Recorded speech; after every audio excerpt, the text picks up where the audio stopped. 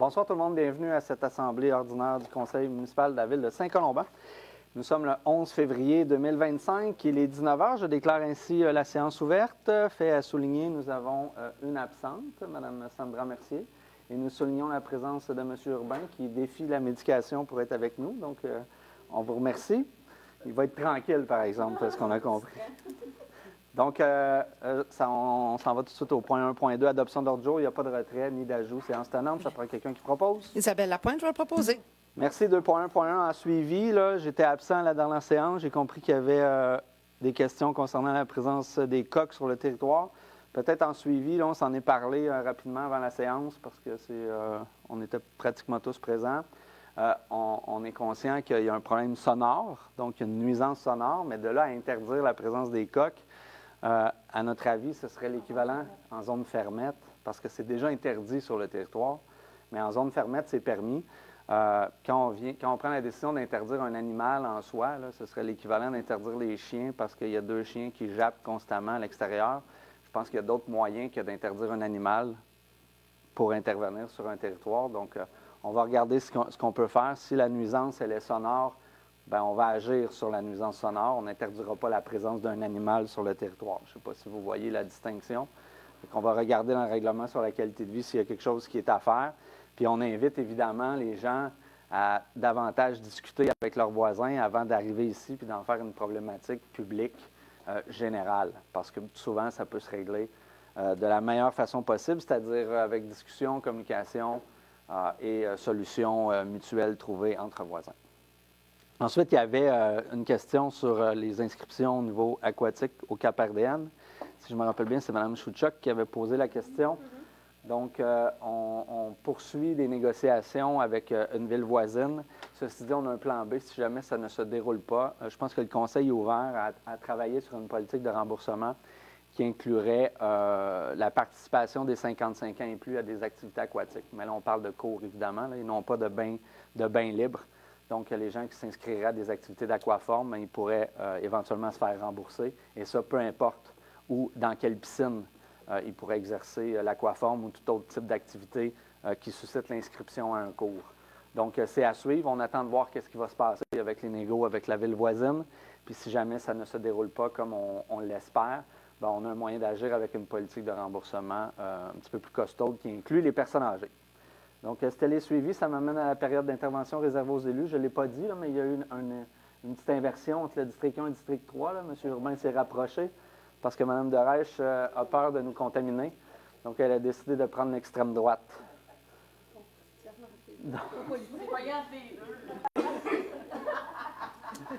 Donc, on va commencer pour le droit de parole. J'ai compris que M. Urbain ne voulait pas prendre parole. Mme Wilson? Oui, je veux prendre parole. Bonjour tout le monde. Vous savez, il y a une tempête de neige qui s'en vient dans les prochains jours. Il y a la semaine de relâche qui s'en vient aussi. Donc, c'est pour vous inciter à utiliser les installations hivernales de Saint-Colomban. Évidemment, bien, on a le golfe Capri qui est là avec la neige qui s'en vient. Ça va être super agréable, du moins pour la semaine de relâche. Aussi, on a maintenant balisé des nouveaux sentiers derrière l'école Laurier-des-Bois pour aller marcher et faire de la raquette. Donc, si ça vous intéresse d'utiliser ce nouveau sentier-là. Évidemment, on a toujours nos patinoires. Donc, vous pouvez aller aussi sur le site de la ville pour savoir où sont toutes nos patinoires sur le territoire. Et aussi, nous avons le sentier de glace proche de Laurier-des-Bois. Donc, vous pourriez faire un 2 pour 1, aller faire de la raquette dans nos super sentiers balisés et par la suite finir tout ça ou commencer tout ça avec le sentier glacé. Donc, Donc, je vous invite à utiliser nos sentiers hivernaux. Prenez le temps d'aller voir tout ça. Et nous avons, je vous rappelle aussi, voyons, là, je m'en allais dire, pas le bon parc. Bois de Belle-Rivière. Merci. Bois de Belle-Rivière pour pouvoir aller glisser aussi et marcher dans la neige. Donc, il y a le parc de la Rivière-du-Nord aussi qui a une entrée gratuite. Oui, évidemment, on a aussi le parc de la Rivière-du-Nord, le ski de fond. On a aussi le ski de fond au club de golf Capri. qui est sous-utilisé présentement. Donc, prenez le temps d'aller voir tout ça et profitez de la belle neige qui s'en vient. Merci, Mme Wilson. Mme Darèche, est-ce que vous prenez la parole ce soir? Non? Mme Gravel. Oui, bonsoir. On m'a dit qu'il y a des gens qui étaient très excités, avaient très hâte de recevoir leur compte de taxes municipales. Alors, je voulais savoir que les équipes travaillent fort sur le compte de taxes et il va être posté soit vers la fin de la semaine prochaine ou au début de l'autre semaine. Et sachez que la Ville a jusqu'au 28 février pour le mettre à la poste. À partir de ce délai-là, vous avez 30 jours, en fait, pour le recevoir et payer votre compte. Donc, normalement, ce qu'on m'a dit, c'est que les dates du premier paiement de votre compte de taxes vont tourner aux alentours entre le 20 et le 25 mars. Alors, soyez assurés, vous n'allez pas le recevoir en retard, vous n'allez pas être pressé dans vos dates. Donc, c'est le message. Alors, je vous souhaite une bonne soirée et un bon conseil. Merci, Mme Gravel. Mme Scriven. Bonsoir tout le monde. En fait, moi, je voulais juste vous annoncer que officiellement les postes d'animateurs pour le camp de jour sont ouverts. Donc, j'invite les jeunes à envoyer leur CV. L'âge minimum requis est de 14 ans. Ou sinon, vous pouvez toujours vous présenter à la journée d'embauche, les journées d'embauche, en fait, le 22 et 23 mars au centre récréatif de la Ville. Donc, je vous encourage vivement à envoyer votre CV. Merci beaucoup. Merci, Mme Scriven. Mme Raby-Beaulieu. Non, merci? Oh. C'est rare, hein? Mme Lapointe. Non, merci. Oh, bon, on tourne la page. Je peux improviser quelque chose, si vous 2.3.1, période d'intervention du public relativement au sujet à l'ordre du jour. Donc, c'est une période de questions qui est réservée évidemment au public avant la tenue des votes faits par le conseil municipal dans le but de faire valoir les points, évidemment, avant qu'il y ait des décisions qui soient prises. Est-ce qu'il y a des questions dans la salle? Non. Est-ce qu'il y a des questions en ligne? Non plus. Donc, ça nous amène tout de suite au point 2.1.4, modification de la résolution 008-01-2024 relative aux nominations à titre de mairesse suppléante. Donc, on avait voté une résolution en début 2024, janvier, et on revisait la nomination des membres du conseil. Donc, on fonctionnait sur un principe de rotation. On va changer ça un petit peu dû à une diminution de disponibilité de Mme Raby-Beaulieu et de Mme Scriven. C'est bien ça? Non, pas Mme Scriven? Donc, seulement Mme Raby-Beaulieu, voilà. Donc, c'est Mme Gravel qui se proposerait pour effectuer la tâche de mairesse suppléante jusqu'à la fin du mandat, c'est-à-dire environ 2 novembre 2025. Donc, à partir du 5 avril 2025 jusqu'à la fin du mandat. Et Mme Scriven va terminer là, son 6 mois tel que prévu. C'était entre le 5 octobre 2024 et le 4 avril 2025. Est-ce que quelqu'un propose? Jessica Raby-Beaulieu, je le propose. Merci beaucoup. Et je remercie ma collègue de prendre la relève. Oui, ça lui fait certainement plaisir. 2.1.5. Achat regroupé, programme de gouvernance de conformité à la loi 25, délégation du processus de passation et de gestion de contrats. Donc, c'est un achat regroupé qu'on fait avec d'autres municipalités de la MRC Rivière-du-Nord, c'est-à-dire la ville de Prévost et la municipalité de Saint-Hippolyte, dans le but de faire l'acquisition d'une solution de gouvernance de conformité à la loi modernisant les dispositions législatives en matière de protection au renseignement personnel. Vous ne le savez peut-être pas, mais on a des exigences maintenant qui découlent d'une loi, la loi 25, votée par l'Assemblée nationale, qui amène à renforcer beaucoup les mesures qui visent à protéger les renseignements personnels et la transmission de ceux-ci. Donc, on s'est fait proposer une offre d'accompagnement par la firme RCGT.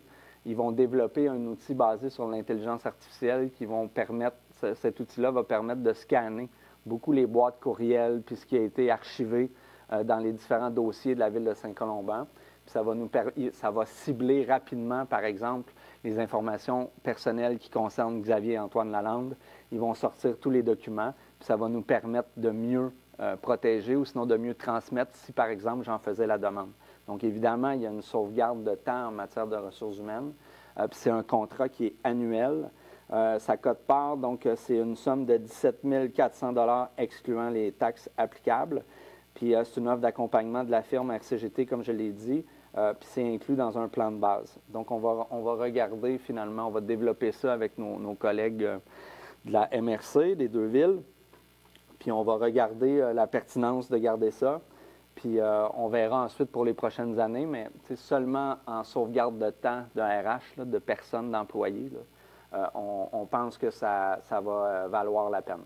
Donc, il est proposé de déléguer à la MRC de la Rivière-du-Nord la charge du processus de gestion contractuelle de l'application de leur règlement de gestion contractuelle dans le cadre du présent contrat et à la signature de tout document requis afin d'adjuger le contrat, que la Ville de Saint-Colomban s'engage à respecter les termes de ce contrat comme si elle l'avait contracté directement avec Raymond Chabot-Grant Thornton, d'autoriser le trésorier ou en son absence la trésorière adjointe à effectuer le transfert budgétaire tel que précédemment décrit, d'imputer cette dépense aux activités de fonctionnement au poste budgétaire 0230 00 413 et de mandater le cas échéant la direction générale comme représentant de la Ville dans le cadre du présent contrat et l'autoriser à signer tout document donnant effet à la présente résolution. Est-ce que quelqu'un propose? Valérie Gravette a proposé. Merci beaucoup. 2.1.6, autorisation de signature d'une entente intermunicipale relative à la gestion du passif et de l'actif, la régie intermunicipale du parc régional de la Rivière-du-Nord. Mais ça fait plusieurs années que les villes, donc les 5 villes dans ce cas-ci, là, Prévost, Sainte-Sophie, Saint-Jérôme, Saint-Hippolyte et Saint-Colomban, travaillent à réfléchir à un autre mode de gouvernance pour remplacer la régie, là, qui est un mode administratif assez lourd avec le même genre d'obligations que des villes, alors que c'est une très petite gouvernance, petite administration. Puis évidemment, avec le transfert des différentes responsabilités, le poids des états financiers qui doivent être faits, j'ai parlé tout à l'heure de la loi sur les renseignements personnels. Souvent, ça ne dépend que sur les épaules d'un seul employé pour assumer toutes ces responsabilités-là. Puis il y a aussi le volet les villes sur une régie, on siège comme administrateur, les maires dans le cas qui nous concerne. Puis c'est une charge de gouvernance qui ne fait plus nécessairement l'affaire. Donc, on cherche à ramener la compétence à l'intérieur de la MRC pour qu'on puisse profiter du soutien de l'administration de la MRC qui va nous permettre un meilleur suivi puis un meilleur contrôle sur le déploiement puis le développement de l'offre du parc.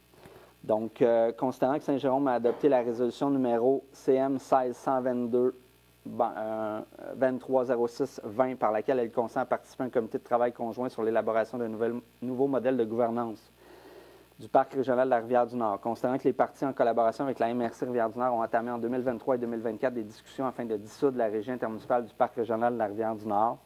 Dans ce cas-ci, on est lié par des règlements d'emprunt jusqu'en 2027. Donc, la régie, elle doit demeurer comme étant une espèce de coquille administrative qui doit assumer le paiement de ce règlement d'emprunt-là jusqu'à temps qu'il soit réglé à la fin du financement de l'emprunt. Considérant qu'au 13 décembre 2023, l'entente remplaçant l'entente relative à la création de la régie intermunicipale pour la réalisation et la poursuite du parc régional de la Rivière-du-Nord a pris officiellement fin, et ce conformément à l'article 9 de la dite entente. Considérant que les municipalités ont signé une nouvelle entente relative au maintien de la régie pour la réalisation et la poursuite du parc régional en 2024, considérant que cette entente a pris fin le 31 décembre 2024. Considérant que pendant cette période, la régie et les municipalités s'étaient engagées à déposer un plan de développement stratégique écotouristique pour le parc régional de la Rivière-du-Nord qui proposerait notamment un nouveau mode de gouvernance. Considérant que la firme externe ayant réalisé le plan de développement stratégique écotouristique du parc régional a déposé son rapport et elle recommande qu'un OBNL gère le parc régional de la Rivière-du-Nord. Considérant qu'afin de mettre en œuvre cette nouvelle gouvernance, la MRC de la Rivière-du-Nord propose de déclarer sa compétence à l'égard du parc et d'octroyer un contrat d'exploitation à un OBNL, et ce conformément à la loi sur les compétences municipales.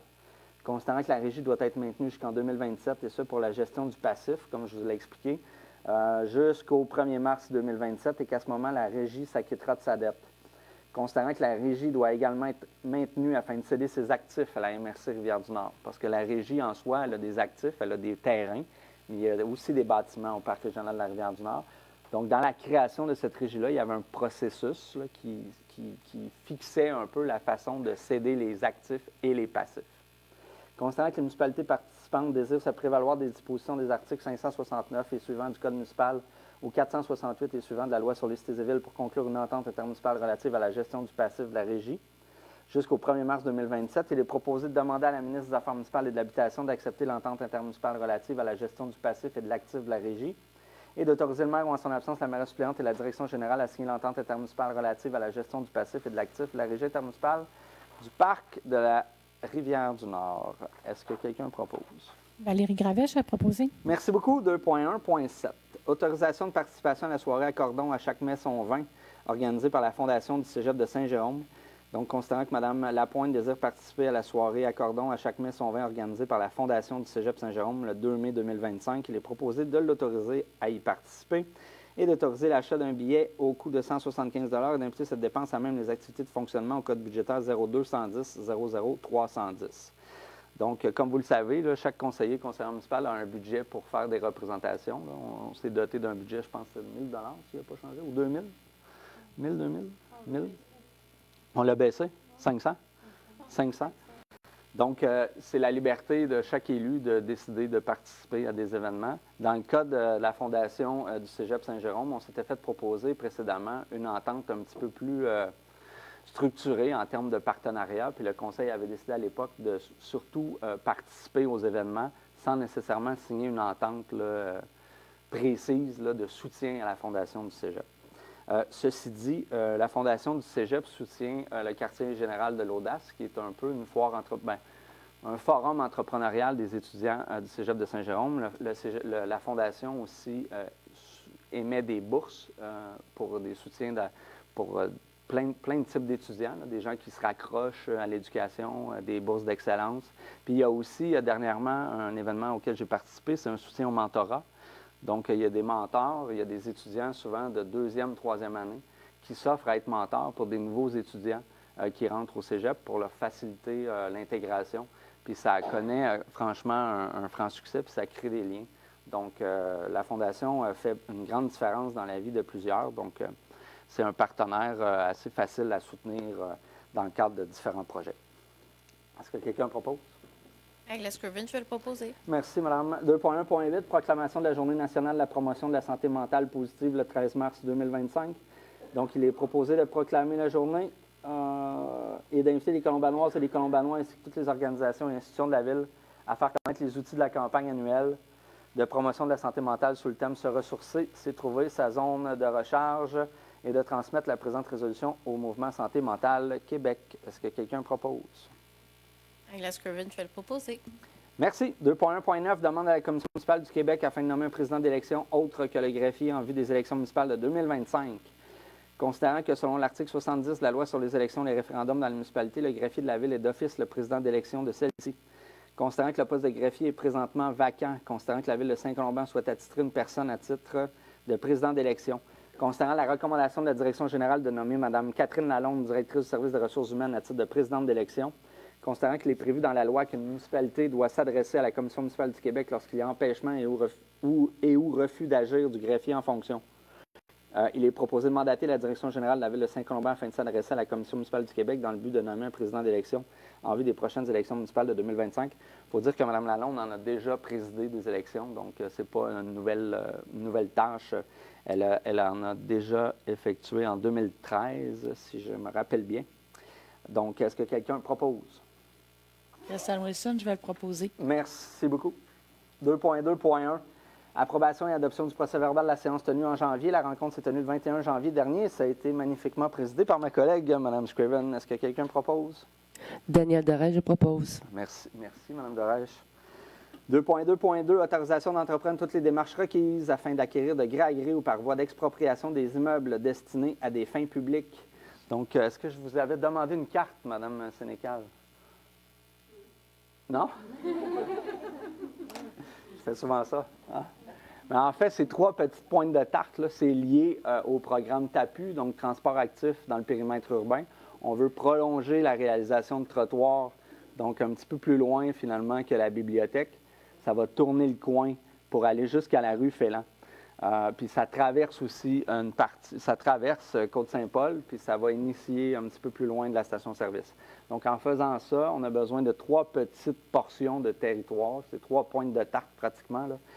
Une à l'intersection Saint-Paul de l'Église Sud, une Saint-Paul de l'Église Nord, puis une au coin de Félan-Saint-Paul. C'est des microscopiques terrains, mais il faut en être propriétaire pour pouvoir y faire les travaux. Donc, c'est ce que ça vient dire, la résolution ici. Donc, il est proposé de mandater un arpenteur géomètre, il est proposé de mandater un notaire et d'autoriser le maire ou en son absence la mairesse suppléante et la direction générale à signer tous les documents requis afin de procéder à l'acquisition d'une partie des lots 2 339 301, 3 496 723 et 5 103 180. Il est convenu que tous les frais inhérents à ces actes d'achat sont à la charge de la Ville. Puis là, il y a une description de la procédure à suivre, donc 6 articles qui sont standards là, dans le cas où on devrait faire de l'expropriation. Oui. Vous êtes propriétaire du terrain situé aux intersections Félan-Saint-Paul. Donc, vous devez vous retirer, madame, par conflit d'intérêts. Merci. C'est tellement une microscopique portion qu'on a failli l'oublier. Elle a aussi choisi la salle de bain, M. Urbain. Non, exact. Donc, est-ce que tout le monde a compris un peu la notion de conflit d'intérêt? Il y a un triplex un triplex à condo, je pense. Puis Mme Scoven est propriétaire d'une des unités de condo de ce bâtiment-là. Est-ce que quelqu'un propose? Valérie Gravet, je vais proposer. Merci beaucoup, oui. Si vous voulez aller la chercher, s'il vous plaît. Puis il faut dire, Mme Scoven était absente du caucus la semaine dernière, donc elle n'a participé à aucune discussion. C'est pour ça qu'elle ne savait pas. C'était pas du théâtre, là.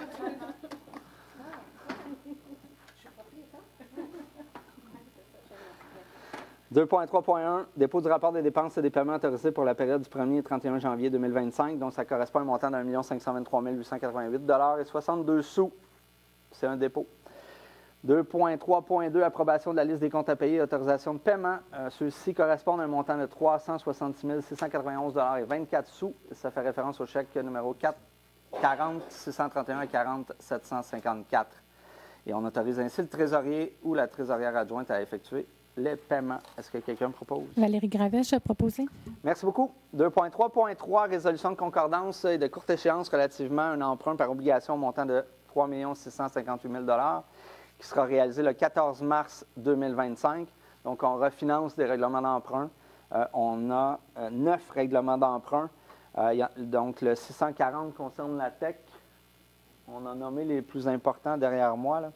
Le 2004, le règlement 2004, c'est 328 000 $ environ. C'est des règlements de ponceau. 2011, c'est la programmation des rues. En 2018, un refinancement de 391 000 $ environ. 2007, le règlement 2007, c'est la programmation des rues de 2017. C'est un refinancement de 117 800 $. Le règlement 2028, celui-ci, il est derrière moi.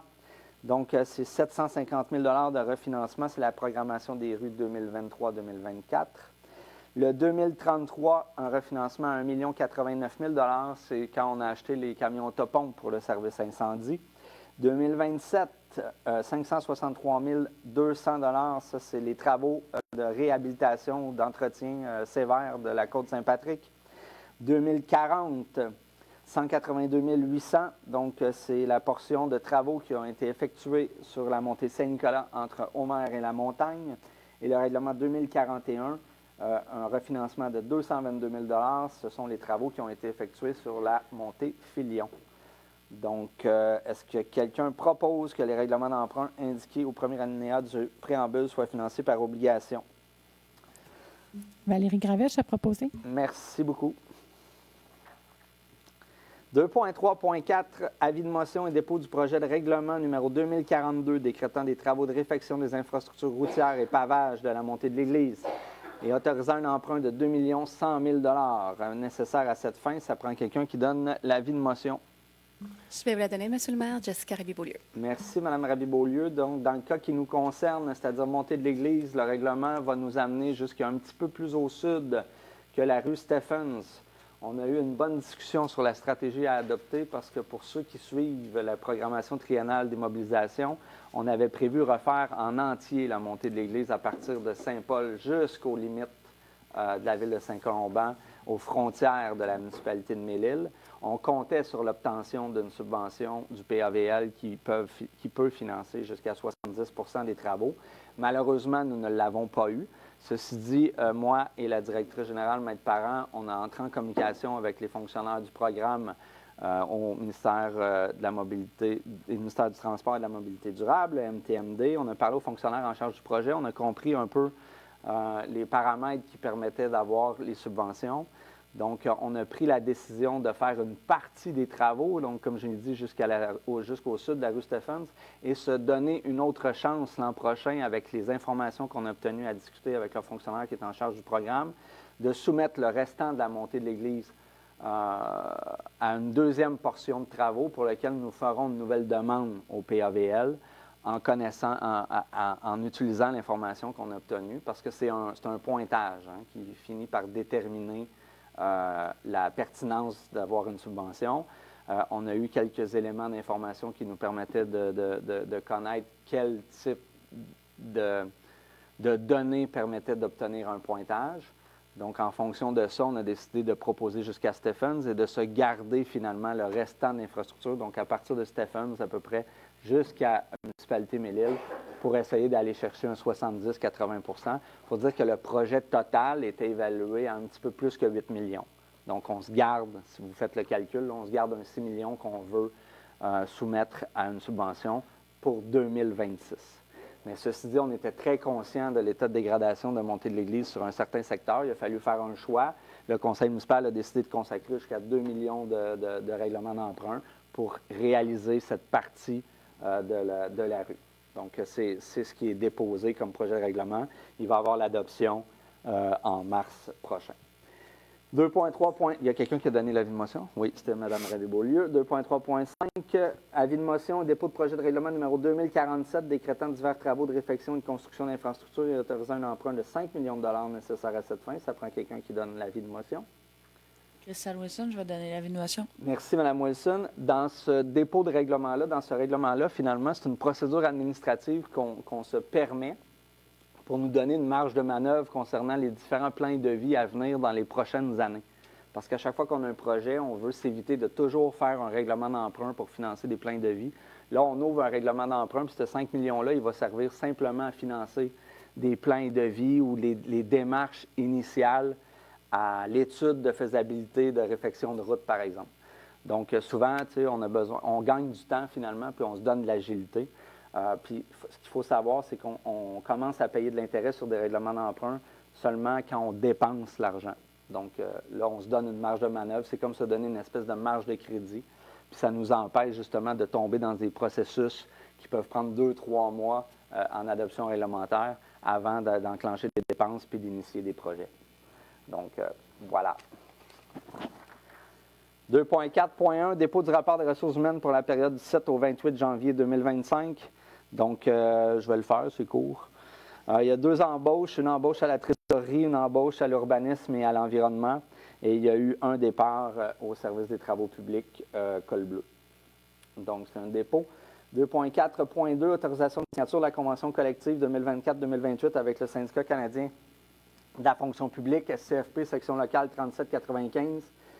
Donc, considérant qu'à la suite des négociations, la Ville et le syndicat en sont venus à une entente dans le cadre de la négociation d'une convention collective pour la période comprise entre le 1er janvier 2024 et le 31 décembre 2028. Il est proposé d'autoriser le maire ou en son absence la mairesse suppléante et la direction générale à signer tous les documents requis à la conclusion de la convention collective avec le syndicat canadien de la fonction publique, section locale 3795, pour la période comprise entre le 1er janvier 2024 et le 31 décembre 2028. Donc, c'est une négociation qui a duré évidemment plusieurs semaines, quelques mois. C'est une négociation qui s'est faite. La Ville, elle avait des intérêts à défendre. Le syndicat avait aussi des intérêts à défendre. Il faut savoir qu'on est entouré de villes-centres ici, Saint-Jérôme-Mirabel. Puis avec le temps, là, nos salaires, principalement pour certains types d'emplois, là, ils étaient très sous la moyenne. Je pense principalement au col bleu. Donc, on avait un certain rattrapage à faire. En échange de ça, nous, on avait besoin d'agilité. Donc, je vous donne un exemple super simple. Dans l'ancienne convention collective, on n'avait pas le choix d'accepter des congés sans solde. Donc, on s'était comme fait, il n'y avait comme pas de droit de gestion. Donc, les employés, les cols bleus, ils pouvaient partir en sans solde, puis il y avait une procédure à suivre. Par exemple, il fallait qu'ils nous avertissent, 6 mois, 1 mois en avance. 1 mois, 2 mois? 2 mois en avance, puis là, on subissait finalement le départ. Puis là, dans un contexte de pénurie de main-d'œuvre, ça pouvait affecter quand même la qualité de service sur le territoire. Donc, c'est un gain qu'on est venu faire. On s'est donné aussi beaucoup d'agilité. On a amélioré nos processus pour les embauches. On a maintenant créé des échelons qui nous permettent d'embaucher des gens qui ont de l'expérience au niveau des cols bleus, cols blancs. Chose souvent que ce n'était pas le cas. Ils commençaient en bas de l'échelle, puis là, il n'y avait pas nécessairement de possibilité de négociation dans l'embauche de ces employés-là. Si bien qu'à chaque fois qu'on embauche un nouvel employé qui ne connaît pas ça, bien évidemment, ça a un coût. Puis souvent, les gens, ils servaient de la ville de Saint-Colomban pour prendre de l'expérience, pour ensuite appliquer dans les villes qui ont des meilleurs salaires. Fait que ça aussi, ça a un coût. Donc, on est venu aussi intégrer le principe des vêtements. Donc ça, on y tenait beaucoup. Là. Auparavant, il y avait une notion de salaire pour l'école bleue. Donc, 1 de leur masse salariale devait servir à l'achat de vêtements. Là, c'est la ville qui va assumer les vêtements. Ça va améliorer beaucoup l'image, parce qu'on m'a rapporté des cas souvent où il y avait des cols bleus qui portaient des vêtements d'autres villes. Donc, il y avait peut-être de la confusion sur le terrain. Donc, il y a plein de petits éléments comme ça. Puis, je pense que ça a été une négociation juste. Moi, j'aime dire gagnant-gagnant. Évidemment, là, quand on gagne, il faut en céder. Puis, clairement, il fallait rééquilibrer les salaires en fonction des voisins parce qu'on perdait beaucoup de ressources. Là, pour ceux qui suivent les assemblées, on avait beaucoup de départs, il y avait beaucoup de mouvements de personnel. Donc, évidemment. Autre chose, on diminue le nombre d'heures par semaine. Donc, mais sans nécessairement que ça impacte les heures de bureau, d'ouverture à tout le moins. Donc, ça, si on se comparait à gauche et à droite au niveau municipal, on avait encore des semaines assez chargées pour les employés col blanc. Donc, on est venu diminuer de 2 heures. Oui, nouvel horaire. Vous voulez spécifier? De 8h30 à midi et de 13h à 17h du lundi au jeudi et le vendredi de 8h à midi. Voilà. À partir du 23 février. Donc, ça ouvre 8 heures, une demi-heure plus tard. Donc, on va ouvrir à 8h30 au lieu d'ouvrir à 8h. Il y avait aussi une notion de conciliation travail-famille là-dedans, là, avec les services au niveau des services de garde puis les enfants. Donc, il y a plusieurs éléments comme ça. Puis, c'est à la satisfaction de tous là, qu'on a vu le syndicat d'abord accepter l'entente de principe. Et ça a été voté il y a quelques semaines, un peu avant le temps après le temps des fêtes, pardon. Est-ce que quelqu'un propose? La Scriven, je vais le proposer. Merci beaucoup. 2.4.3, les 2 prochains points, c'est des conséquences finalement de la signature de la convention collective. Là, souvent, ça fait rapport à des modifications de procédure justement concernant l'octroi de poste qui sont des éléments de négociation. Donc 2.4.3, autorisation de signature de la lettre d'entente numéro 2025-01 avec le syndicat canadien de la fonction publique, section locale 337-95, relativement à la procédure pour l'octroi du poste de journalier opérateur de machinerie lourde. Donc, dans le cas qui nous concerne, on vient changer le calcul de points pour déterminer la procédure d'octroi de poste pour le poste de journalier opérateur de machinerie lourde. Est-ce que quelqu'un propose?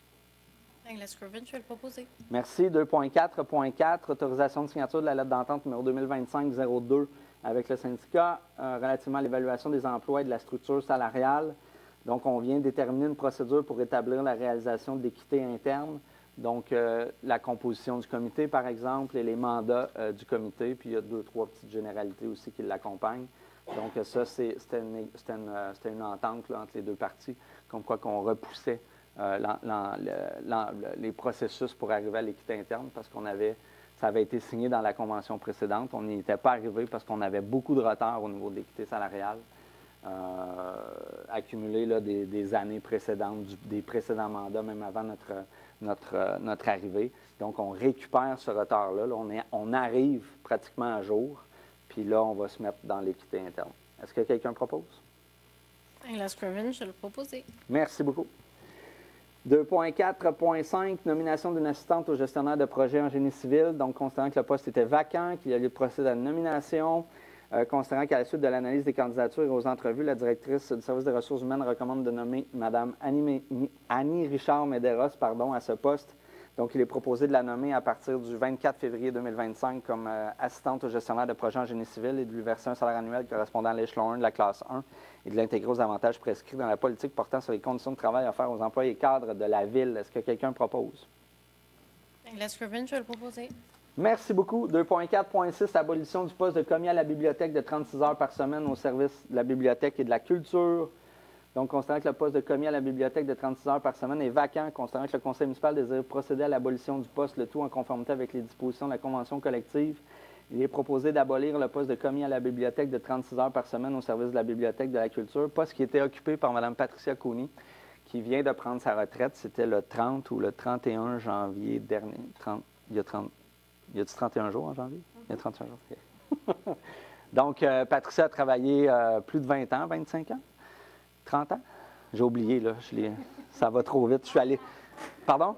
Longtemps? Je pense... Ça se peut, ouais.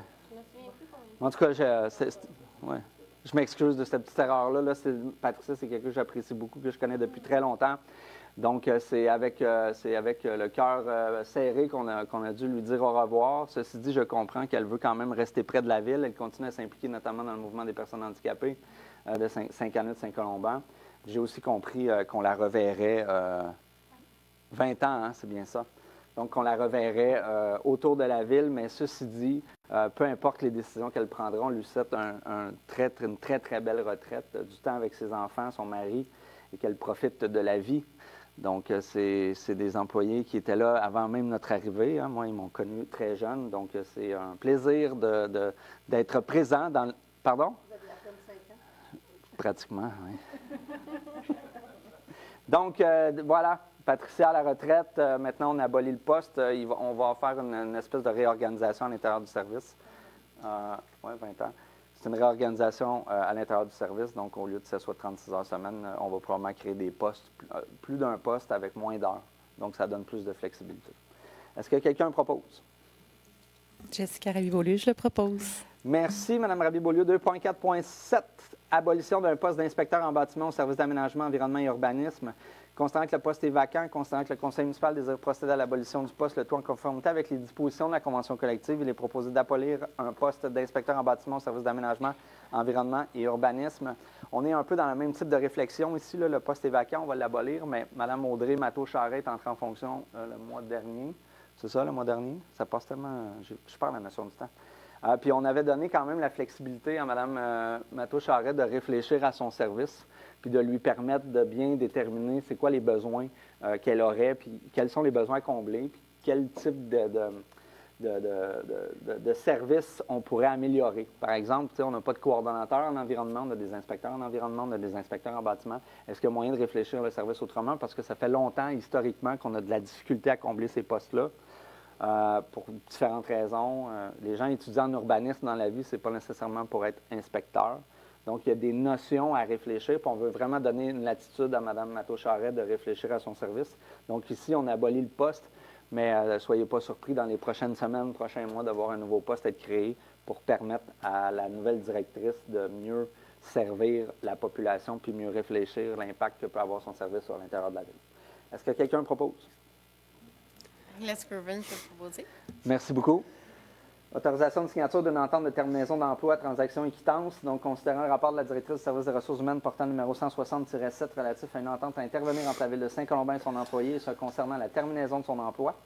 Considérant l'acceptation par ce dernier de la proposition de cessation d'emploi, il est proposé d'autoriser le maire ou en son absence la maire suppléante et la direction générale à signer pour et au nom de la Ville de Saint-Colomban l'entente telle que soumise. La présente résolution ne peut en aucun cas constituer une renonciation aux droits protégés par le secret professionnel ou toute autre clause de confidentialité, ça nonobstant les documents qui y sont allégués.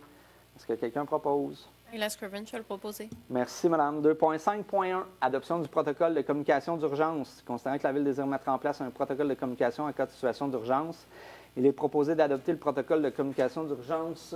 Il n'y a rien, hein? C'est vrai, on en a parlé cette semaine. Puis... en fait, l'objectif, c'est de vous l'expliquer. C'est un suivi, finalement. C'est un élément qui suit la dernière panne électrique qui a été causée par la chute d'un arbre sur la montée de l'église.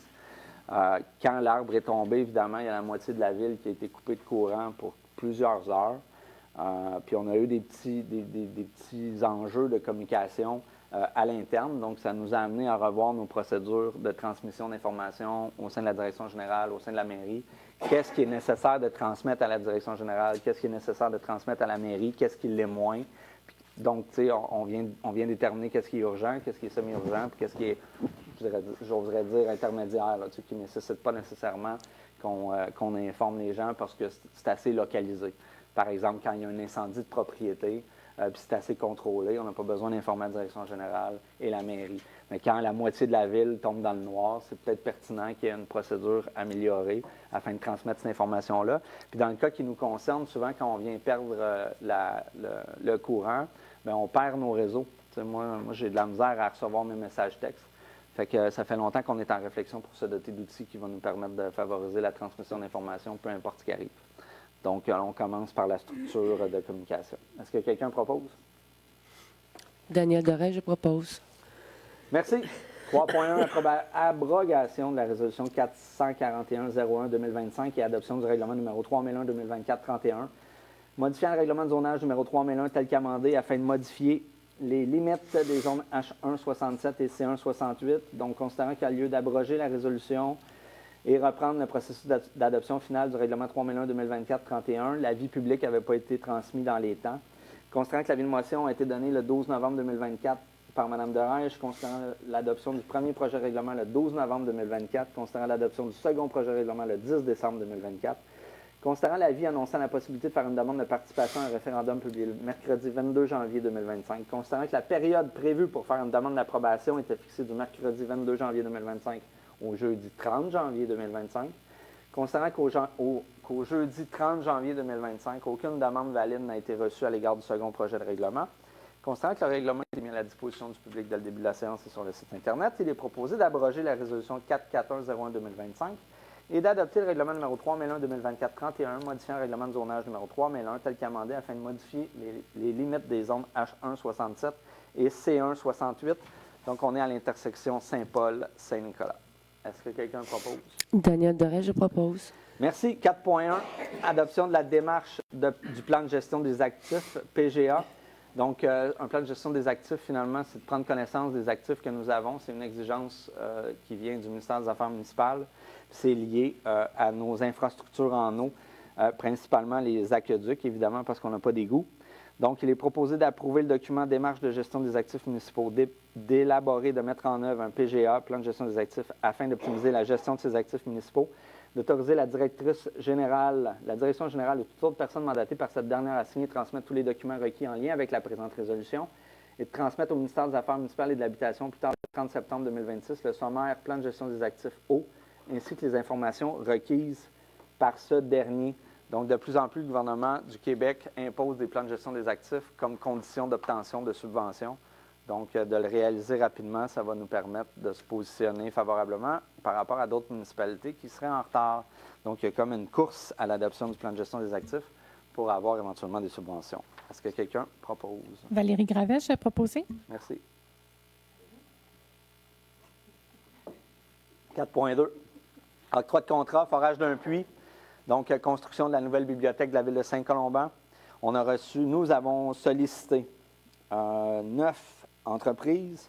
Les Puits du Nord, les Puits de Montagne, Henri Cousineau et Fils, puis Artésien, Fréchette et Associés. Il y a une petite coquille, maître parent. Les forages LBM, groupe Puibec, Sanson et Frères, Forage Technico, groupe de Grand Pré. Nous avons reçu 6 prix. Donc, c'est projeté derrière moi. Vous voyez les prix. Donc, je ne les nommerai pas. Considérant la recommandation du directeur du service du génie, il est proposé d'octroyer le contrat à l'entreprise Les Puits Deux Montagnes au coût de 22 683 $, excluant les taxes applicables, et ce, conformément à leur offre de prix datée du 20 janvier 2025, et d'imputer cette dépense aux activités d'investissement règlement 2046 au code budgétaire 22 700 00 722, projet 2025-07. Donc, comme vous le savez, la nouvelle bibliothèque est tout juste... C'est quoi ça? C'est nord-est du lac des Sources. Donc, on va espérer que ce soit porteur de bonnes nouvelles. Source d'eau. Est-ce que quelqu'un propose? Jessica Rabier-Beaulieu, je le propose. Merci. Donc, il y avait 2 sources extrêmement intéressantes, tout près de ce site-là, pour ceux qui ont connu la source du chemin Walter. Donc, les gens allaient remplir leurs bouteilles, leurs 20 litres d'eau à même cette source-là. Moi, j'ai connu ça. C'est disparu depuis je ne sais trop combien d'années. Mais c'était reconnu. Puis pour les gens qui habitent tout près du lac des Sources, là, vous êtes assurément au courant que l'eau, parfois, jaillit du sol. Donc, on espère que le terrain sur lequel va se bâtir la bibliothèque est inclus dans une source comme ça. Exact. 4.3, octroi de contrat, service professionnel pour la réalisation d'une étude géotechnique et d'une caractérisation environnementale dans le cadre de la construction du nouveau garage municipal. Donc, le titre dit tout, considérant que le directeur général adjoint a effectué une recherche de prix auprès des entreprises suivantes. 4 entreprises, Solmatec Incorporé, FNX Innov Incorporé, Decambiro Groupe ABS. Nous avons reçu 3 prix. Donc, les prix varient entre 56 949,90 $ jusqu'à 66 427,70 $. C'est projeté derrière moi, oui. Considérant la recommandation du directeur général adjoint, il est proposé d'octroyer le contrat à l'entreprise Solmatec au coût de 56 949,90 $, excluant les taxes applicables, et ce, conformément à leur offre de prix datée du 31 janvier 2025, d'imputer cette dépense aux activités d'investissement règlement 2019 au code budgétaire 22 300 00 722, projet 2018-10. Donc, je l'ai souvent dit, mais le garage municipal est prévu déménager un petit peu plus au sud de l'intersection Saint-Paul-Montébrisebois. La Ville, au cours des derniers mois, a fait l'acquisition de 3 terrains, soit par négociation gré à gré ou par expropriation. Donc, on est prêt à passer aux prochaines étapes. Est-ce que quelqu'un propose? Valérie Gravel, je vais proposer. Merci beaucoup. 4.4, octroi de contrat, fourniture et transport de pierre, TPDP 2025-018. Donc, nous avons sollicité 3 recherches de prix on a effectué une recherche de prix auprès de 3 entreprises, Uniroc, Carrière Unijack Incorporé et les Sables LG. Nous avons reçu 2 prix, Uniroc à 93 161 $ et Carrière Unijack à 98 936 $. Donc, en vertu de ça, il est proposé d'octroyer le contrat à l'entreprise Uniroc au coût de 93 161 $, excluant les taxes applicables, et ce, conformément à leur offre de prix datée du 30 janvier 2025, et d'imputer cette dépense aux activités de fonctionnement au code budgétaire 02 320 00 621. Est-ce que quelqu'un propose? Valérie Gravel, je vais proposer. Merci beaucoup, Mme Gravel. 4.5, octroi de contrat, acquisition d'un contrôleur pour l'aqueduc Downing, TPGRE, accent aigu 2025-030.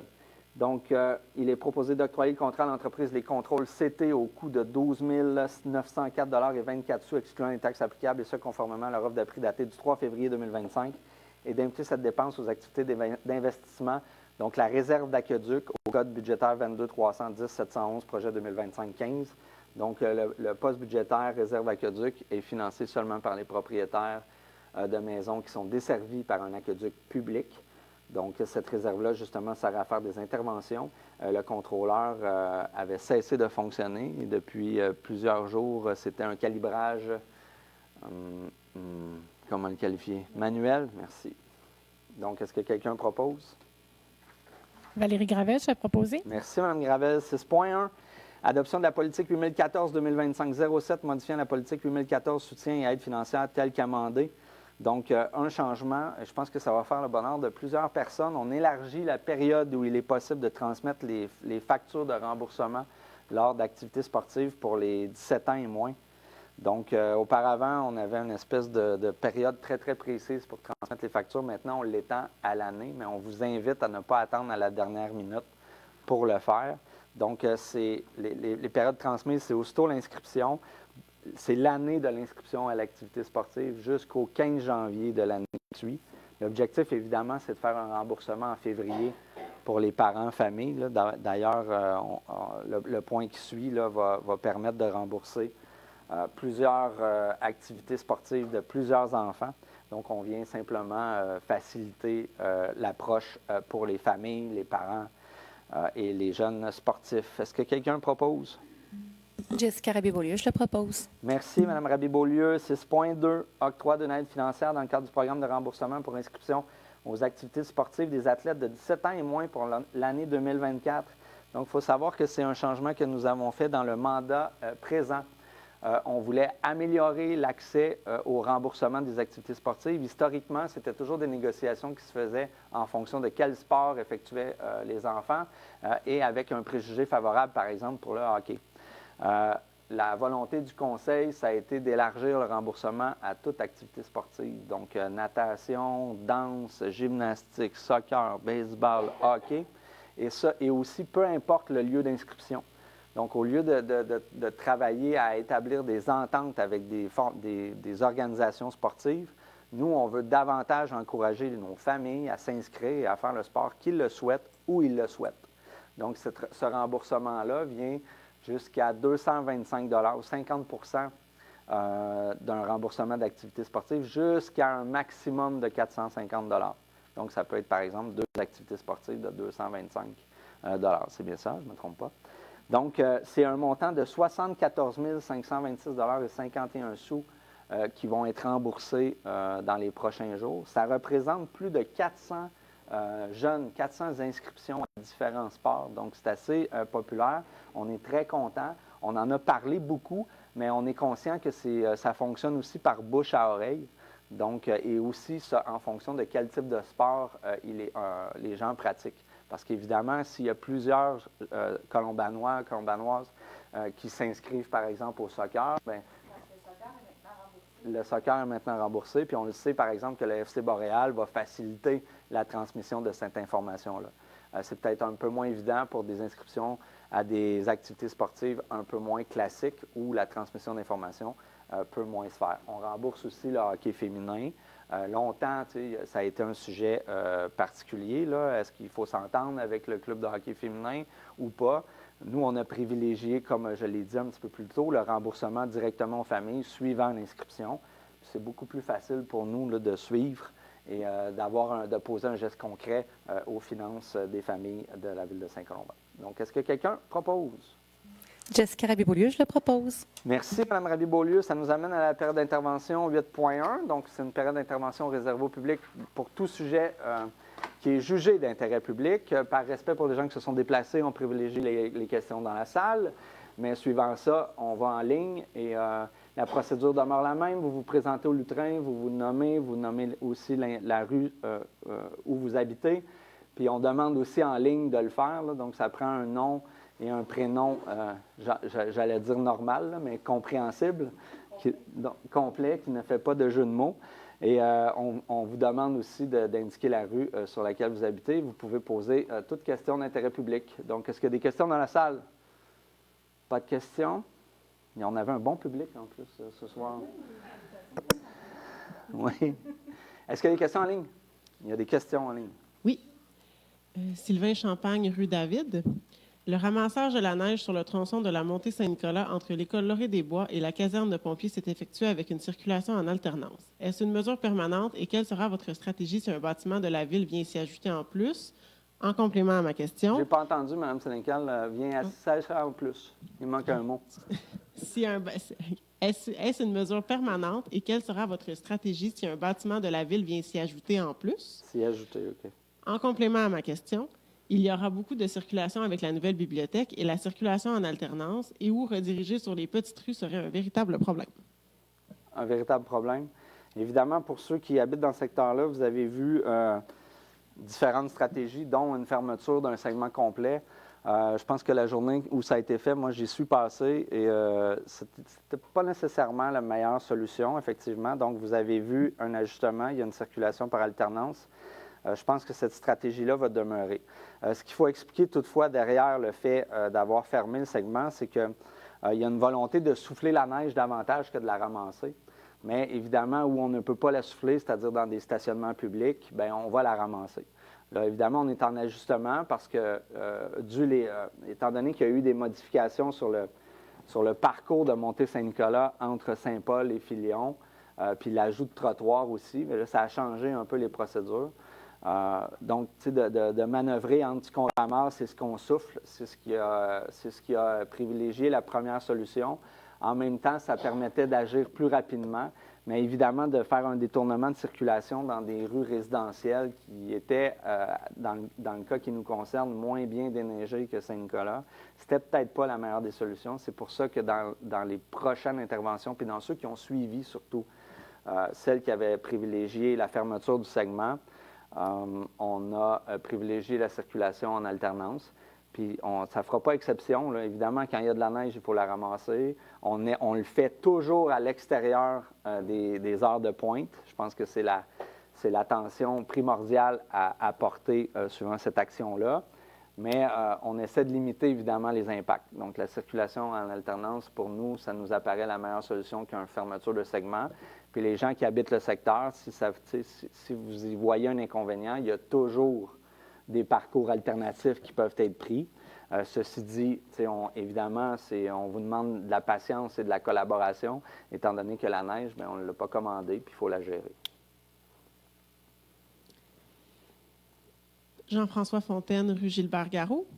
Avez-vous choisi les candidats pour les postes vacants concernant le Comité citoyen consultatif politique, famille, aînés et personnes handicapées? Je crois que oui. Je me tourne vers mes collègues. Je pense que ça a été fait. Les postes ont été comblés. Donc, à la réponse, les postes sont comblés. Ça fait le tour des questions. Ça fait le tour des questions? Donc, est-ce que quelqu'un propose la fermeture? Moi? Madame Lapointe? Oui, je propose la fermeture de la séance, oui. Merci. Donc, merci beaucoup. Ça fait le tour. Merci. On se revoit, je pense que c'est le 10 mars, se peut-il, le 11? Donc, dans 30 jours, bien exactement. Donc, d'ici là, pour les gens dans la salle, soyez prudents. Il annonce 40 cm de neige dans 48 heures. Donc, pour ceux qui s'inquiétaient de la fermeture de Saint-Nicolas, 40 cm, ça va être un bon défi. Mais en attendant, évidemment, il faut adapter sa conduite en fonction des conditions hivernales. Ceci dit, on se revoit en mars. Et pour les gens à la maison, je vous souhaite une belle fin de soirée. Merci beaucoup.